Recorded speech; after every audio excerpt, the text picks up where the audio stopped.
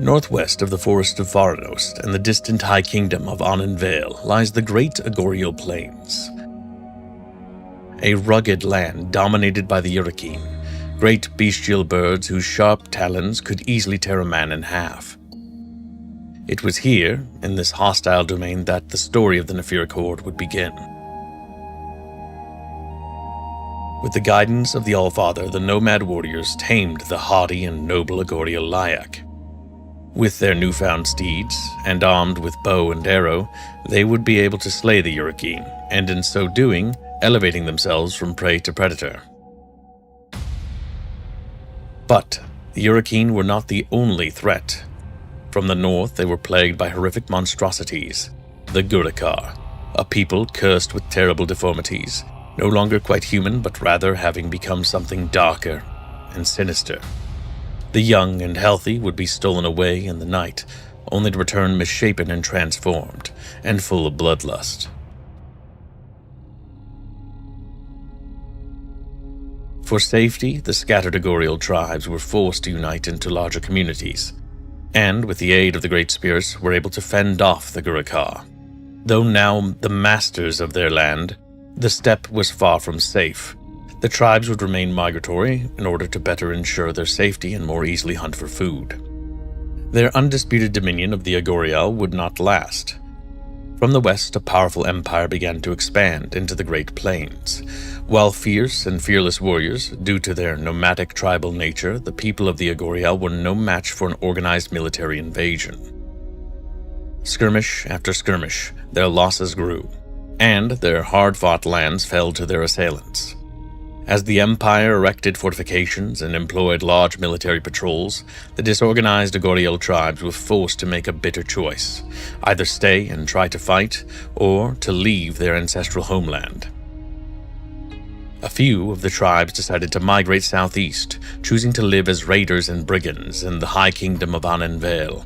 But the greater part of their numbers, scattered and leaderless, remained paralyzed by indecision, unable to find the right path for their people. But then, a great shaman stepped forward, a man by the name of Zahn, a gifted son of Gerchel, and one of the very few who had mastered all of the elements under the Allfather: fire, earth, water, and air. He would become the Onagdor, speaker for the Allfather, and the spiritual leader of the tribes. Soon, the chiefs were brought to heel, and united under a common purpose, for it was clear Zahn carried the words of the Allfather, and who could disobey the will of Gerchel? As if a sign from the Allfather himself, news of a civil war erupting to the southeast in the Empire of Astria reached Artak's ears. This was an opportunity the Onagdor would not miss, for a land in disarray was a land in which his people could carve themselves a new sanctuary. The now united tribes would undertake a great migration to these fertile but distant lands. Though a meager few would stubbornly remain in their homeland, unwilling to abandon the Ogorial they had always known. To spearhead their long journey, Artak would form a new tribe, uniting the scattered remnants of his people. They would be the largest and greatest tribe of them all, the Nephir, sons of the Allfather. But they would not head to the high kingdom of Vale like the tribes that left before them. The Nephir would bypass Vale by taking to the shadows of the dense forests of Varanost. They would instead strike at the high kingdom of Salangard. The tribes of the mesas within Varanost would not warn Salangard of the Nephir's approach, as they were a secluded and highly superstitious people.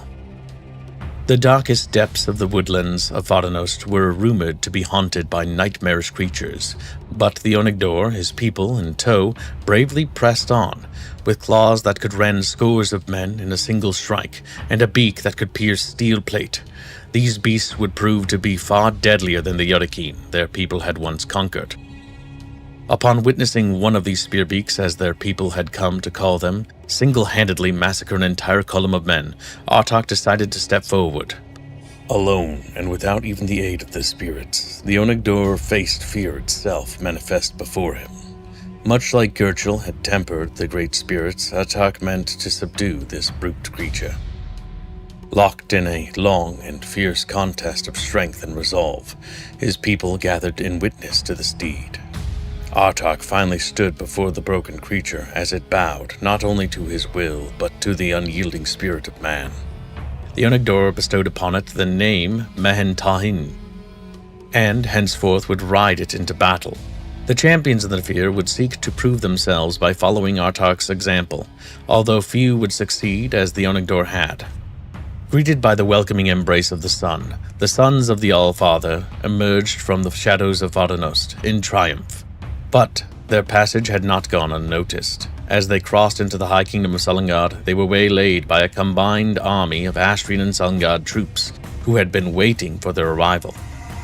Artak Zan, joined by his mighty steed Mehen-Tahin, charged into their ranks, spreading chaos as never before seen by any Astrian man.